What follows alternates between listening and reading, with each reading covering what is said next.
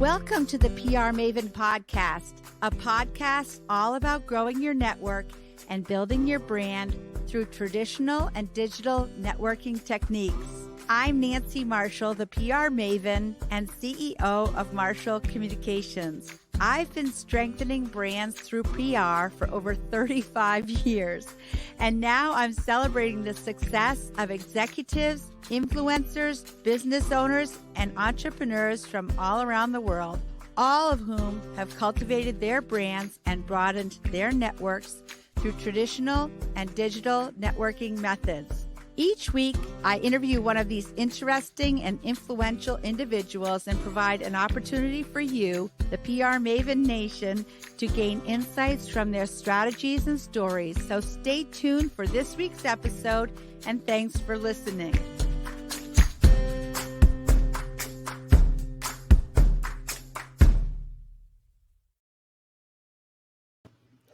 Welcome to the PR Maven Podcast, episode 176. I can't believe it. Presented by Marshall Communications, creator of the Marshall Plan 65-step strategic planning process. For those of you new to the show, I'm Nancy Marshall, your host, the PR Maven and founder of Marshall Communications. And I'm very excited about our guest this week. It's Sarah Stebbins, who's editor of Maine Homes by Down East Magazine. Welcome to the PR Maven Podcast, Sarah. Hey, Nancy. It's nice to have you here. And I'm just going to read your bio now. Sarah is a native of Cousins Island, which is in Yarmouth, Maine.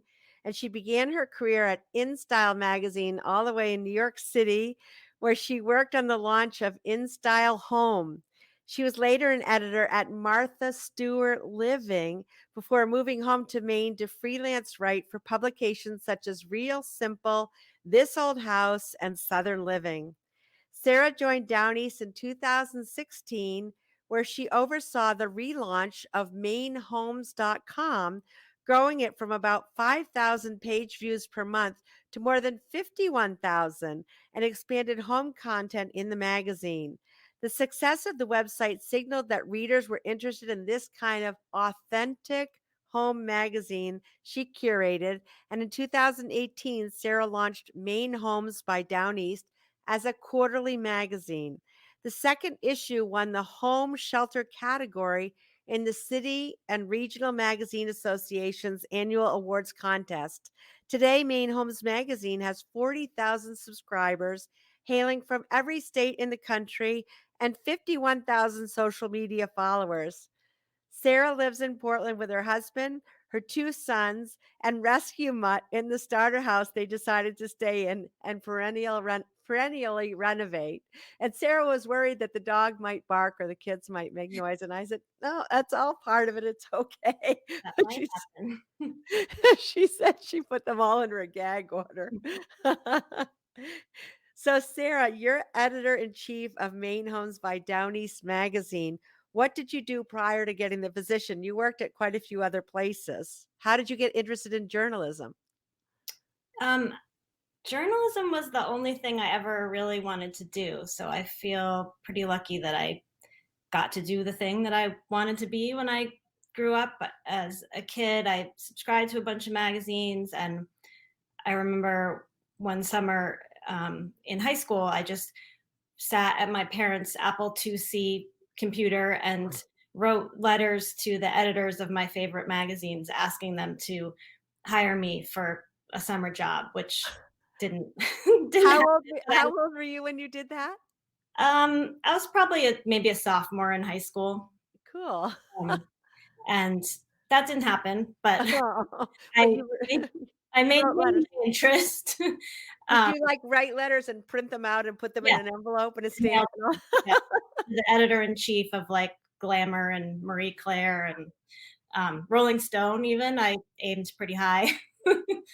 Sure, why not? Did you so get a response? Did any of them respond no, to you? Oh, that's too bad. They should have at least given you the courtesy. I'm sure there were a lot of young women doing that too. But so I went to college and I was an English major, and got some internships at newspapers. I worked at a local newspaper in my college town, and also in the summer, there was a weekly news magazine in Maine called the Maine Times. It was in Bangor. I remember that. Probably vintage Mainers probably remember it. So I interned there in the summer. I did an internship in DC at a news service, and uh, realized that newspapers weren't exactly for me. Like the pace and the sort of the writing isn't as creative as I was kind of craving. Um, but it was a great experience. And then after college, I did this course called the Radcliffe Publishing course. It's called the Columbia Publishing course now, but they have a job fair. Afterwards, I met this editor for InStyle and ended up getting a job there. I had never been to New York City and didn't plan on moving there, but it was an exciting opportunity. So um, I did that, and then that led to a job at Martha Stewart Living, and I was there for a couple of years, and then I met my husband, who was finishing law school in Maine, and we decided we wanted to be here. So I came back here and freelanced for 7 years, which was a nice gig when I had little kids. And then I got hired at Down East in 2016. Well, that's an awesome story. And when you worked at Martha Stewart, did you actually get to work with Martha herself? Not day to day, but I was definitely in meetings with her, and kind of sat in the background and would receive emails from her. She was actually very involved in the magazine. Well, and I'm sure because she has such an affinity for Maine, I'm sure once she found out you were from Maine, she probably connected with you on that level, right? Well, what was cool is after, so it was, several years later that I was at Down East. But when I started at Down East, we did a special issue that Martha Stewart guest edited in 2016. And so I kind of was the liaison with her for that. And then Maine Homes, we do a design awards contest every year. And the first year we did it, the first year we launched the magazine, it coincided with our first design awards, and Martha was one of the judges for that. So that was pretty cool. Yeah, well, it just shows what a valuable connection you made there. Yeah, and there Yeah. were other people who'd connected with her at the magazine too, but I never expected when I left there that I would get to work with her in Maine. So that was pretty cool. Yeah, that is cool. So tell us about Maine Homes magazine and what differentiates it from other home magazines in the market. Well, I could speak a lot about this, but I'm going to just name a few points. One thing that sort of since we launched that's been really important to me is to try to show um, uh, how I'll call them approachable houses, like not museumy or chilly houses, or houses that you feel like you can't sit on the furniture, or houses that kind of make you feel bad about yourself when you when you look at them. I mean, we show beautiful houses that are inspiring and interesting, but we love quirky collections and great art and um, uh, interesting homeowners, and to drive home the point that you can sit on the furniture in these houses, we try to show people and pets on furniture and in their spaces, so that the idea is that the houses feel real, and they're spiffed up for a photo shoot, but they should feel comfortable and make you feel good about yourself when you are looking at them. Right, not like a museum or anything, right? Exactly. Yeah. So that's one big thing that we do. Our stories are also, I like to think that they're very intentional. Like we aren't going to run just any business profile on somebody. Um, when I'm deciding whether something is a story for the magazine, I ask, like, is this a new source that I think readers would want to know about? Or is this part of like a larger trend happening? And so instead of covering this one place, we'll cover the larger trend that we're seeing. Or another question is it unique? Like, if I ever seen something like this before, and if it's cool and I haven't, then that's a great story.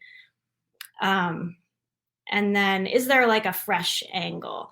So an example of that is, um, last year I learned about this woman in Brunswick, Cheryl Tyler, who has a business creating vertical gardens for like gardens on the walls in commercial buildings and restaurants and stuff. And instead of just running a business profile on her, we found out, or I found out, that she has vertical gardens in her own house. And so we photographed her in her space with these beautiful, amazing gardens on the walls of her house. Um, so we were showing something that was inspirational, but it was a way of showing how fabulous Cheryl is without just showing like her commercial work. Right, yeah. These.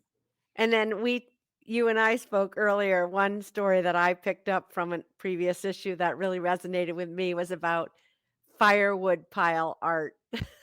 Because when my parents first moved to Maine, we lived in a house that we heated with wood, and my dad took great pride. He was German and he was very particular about his firewood pile, like it had to be just so.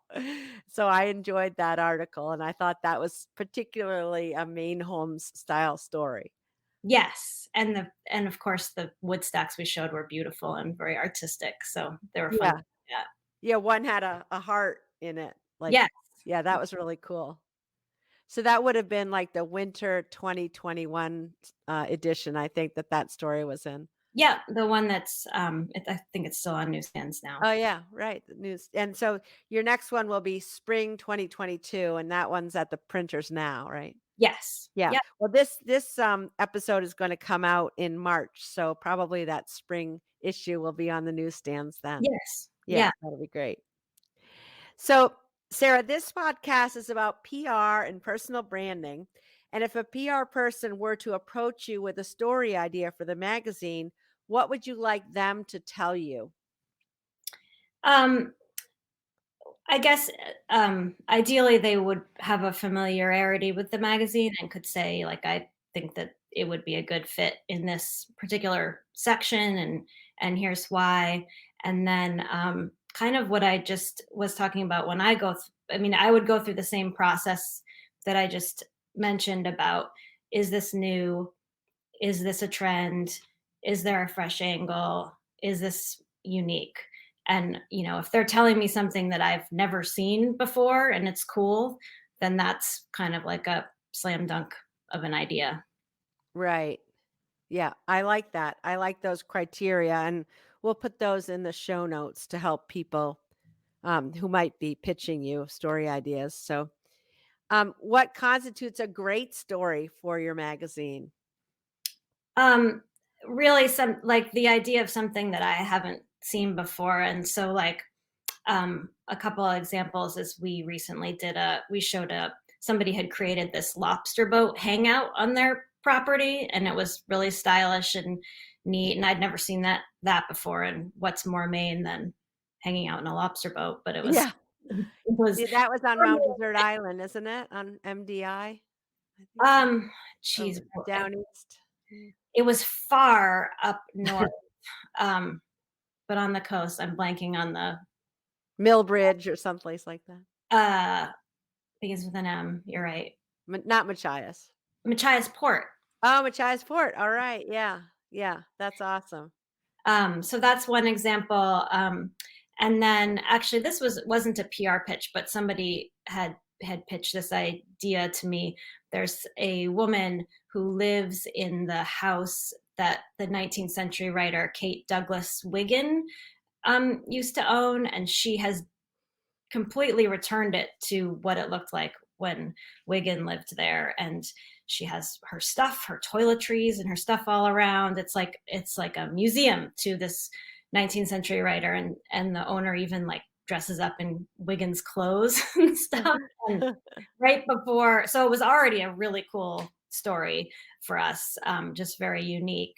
And then right before we went to print, the woman actually removed some wallpaper and discovered a Rufus Porter mural in the stairwell of this house. There was already a Porter mural in the house, but she found a new one like right before we went to print.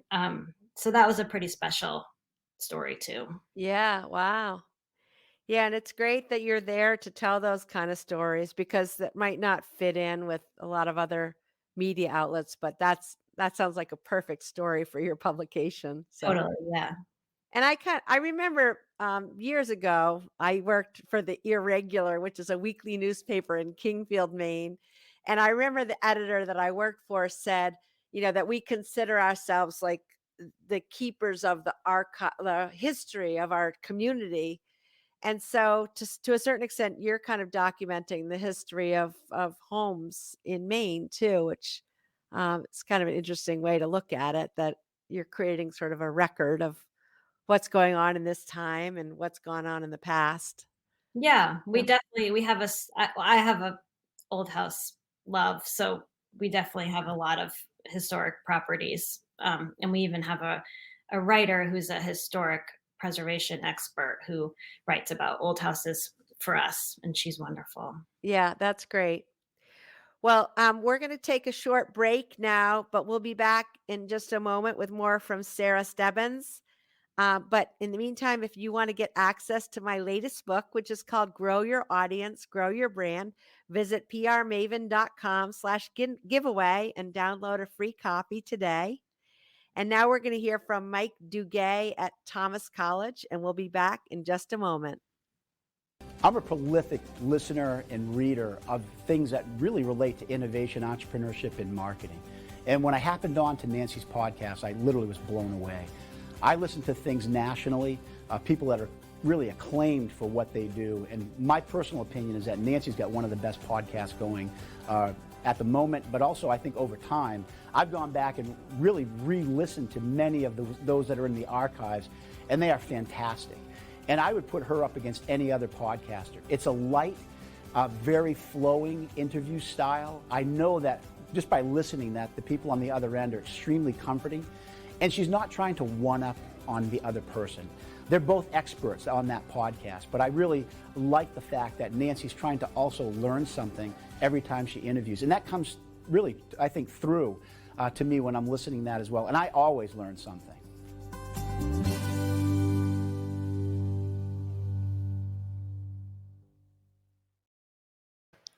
Welcome back to the PR Maven podcast. And we're talking with Sarah Stebbins from Maine Homes magazine. And just so you know, we're also streaming this live on Facebook, LinkedIn, and YouTube.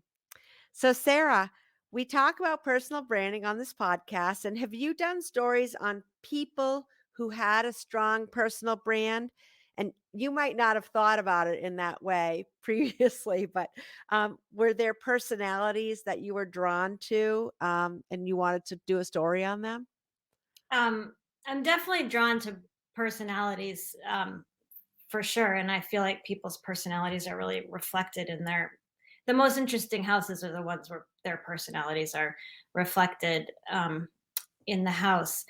I hadn't, until you asked this question, thought of Right. branding exactly, but somebody who came to mind immediately when you mentioned that is there's a antiques dealer in Saco named Erin Donovan, and she has a company called Of the Sea Studio, and she creates these. She calls them shelfie kits and she posts them on Instagram, and they're like a collection of wooden buoys and glass bottles and rope and like things that you can. She creates a cool display with them, and then people buy the whole display from her. They're all vintage and antiques that she's found, and they're very beautiful. And so we did a story with her where we had her create 4 different shelfies that we photographed That's all right. in the magazine. And what I love, what I feel like is her personal brand is like she's has a very coastal vibe, but it's not kitschy at all. It's very classy and beautiful. And coastal decor is something that people in Maine love, but she shows how to do it in a really classy way. And so I thought that that story would resonate with our readers, and it did. Um, and then I used her. She decorated a Christmas tree for the cover of our holiday issue. That's I think probably still on stands it was the same thing, just beautiful and coastal, but very classic. Um, so that was fun. I picked up a live Christmas tree in September on a really hot day and drove the roof of my car to Aaron, who decorated it in September for us, and we photographed it. So that was pretty. Wow. Shows how you go above and beyond the call of duty for your job. Kids were like, "Why are there all these needles in the car? Like, there's Yeah, needles and it smells like Christmas, but it's 75 degrees outside." funny. Well, someday you'll have to see my the bathroom in my condo because it totally exemplifies my personal brand because it's all orange and gold, which are my favorite colors. I'm seeing that now. I didn't appreciate that, but I Yeah, those are kind of like my brand colors. And yeah, I have this really well, I love my wallpaper, but Rachel Ambrose from Home Remedies, who helped me choose it, said, "Well, don't put this up, Nancy, if you're planning to sell your place anytime." Because she was like, "This isn't going to be like a mainstream kind of wallpaper," but she said, "As long as you like it, it's all about you." love that. So in full disclosure, my agency, Marshall Communications, is currently working on PR with Maine Homes and Down East. And what is your hope for the magazine once it is more well known in the marketplace? I mean, you've already taken it so far from its birth. Where do you want to see it go? I mean, I want even more people to read it and engage with it and appreciate how it's different from other home magazines because I really think it is.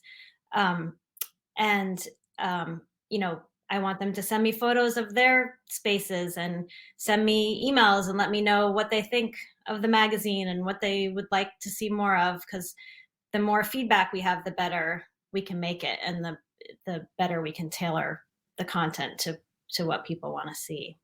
Yeah, and also you're on Instagram too, so people can share on Instagram. Yes, So we get a lot of good feedback there. yeah, and the Instagram handle is at Maine Homes Magazine. Mhm. Yeah. So it's a really cool Instagram too. I love checking out the photos on there.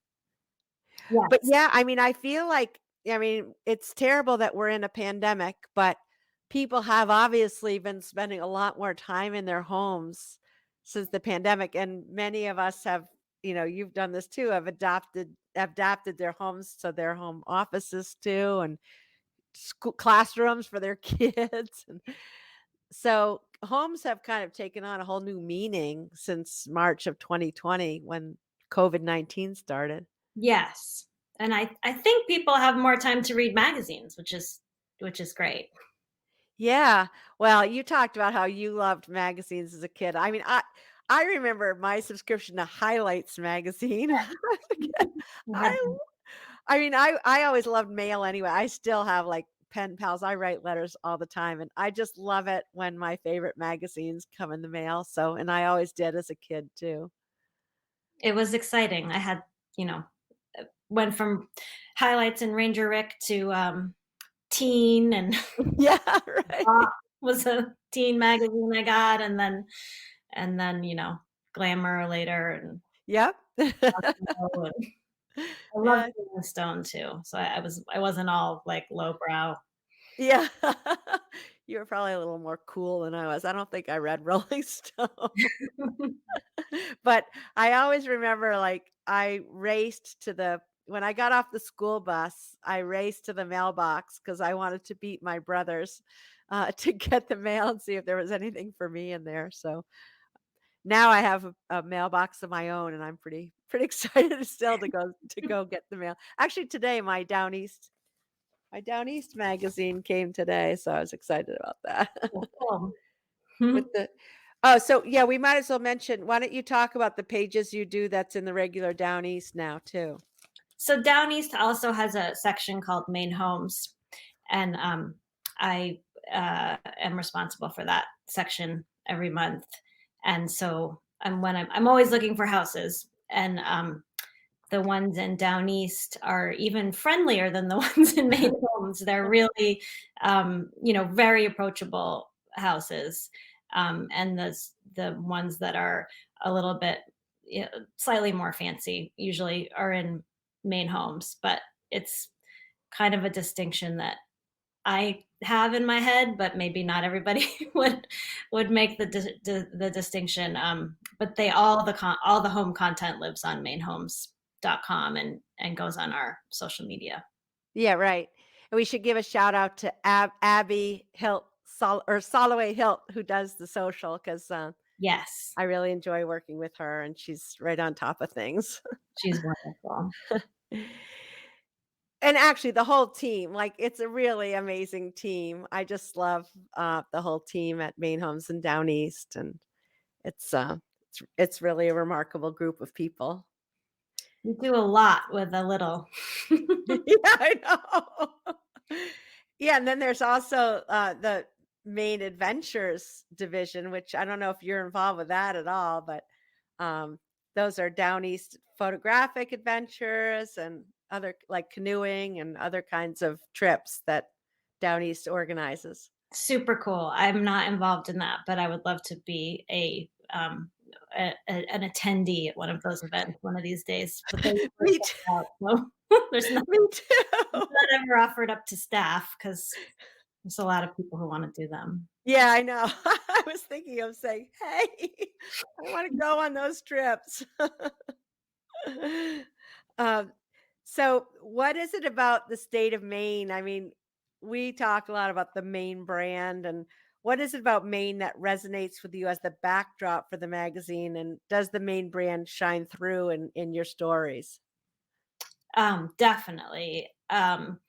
So as you mentioned, I grew up here, and I came back here to raise my family, and I spent a lot of time in college and in New York City afterwards, sort of defending Maine and maybe sort of aggressively singing its praises, because anytime I would ever tell somebody I'm from Maine, they would say, "You're from where? What? People live up there?" All right. Do you have power up there in that state? Totally. When I would mention that I actually grew up on an island, it got even weirder. Like, did you have to take a boat? Did you have power? Did you have running water? And Right. You have so bathrooms in your I just sort of really kind of went overboard to tell everybody how fabulous Maine is. And so now that I basically do that for a living, and I speak to people and work with people who love it as much as I do, it just feels very natural.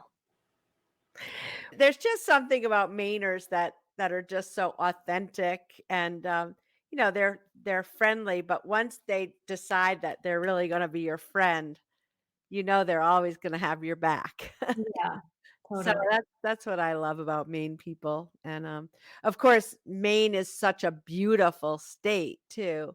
Our natural landscape is so beautiful here, and I think that resonates in all of the pages of both Maine Homes and Down East. Yeah, for sure. So, and you guys have great photography too. We should give a shout out to your photographers.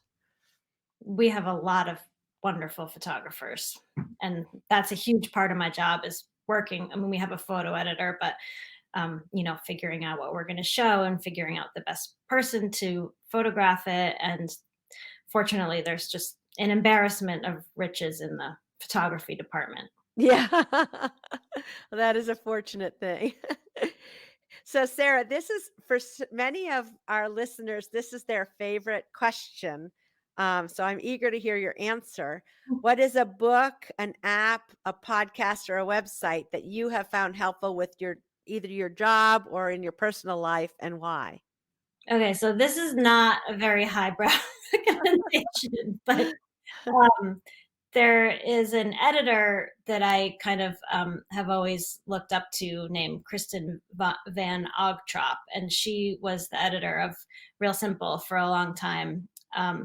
When I was an editorial assistant, I went to see her speak about magazine editing, and she was at Glamour at that time, and I just really liked what she had to say. And then she was at Real Simple, and she was there when I was still at InStyle, so I would see her sometimes. But she just wrote the most wonderful editor's notes. I don't know if anybody read her notes when she was editor, but they were just self-deprecating and funny and insightful. And I could tell she wasn't just like banging them out right before the issue went to print. They were the first thing I read every time I opened Real Simple.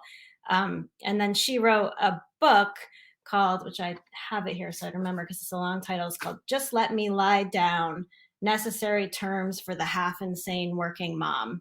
And it came out the year that my first son was born.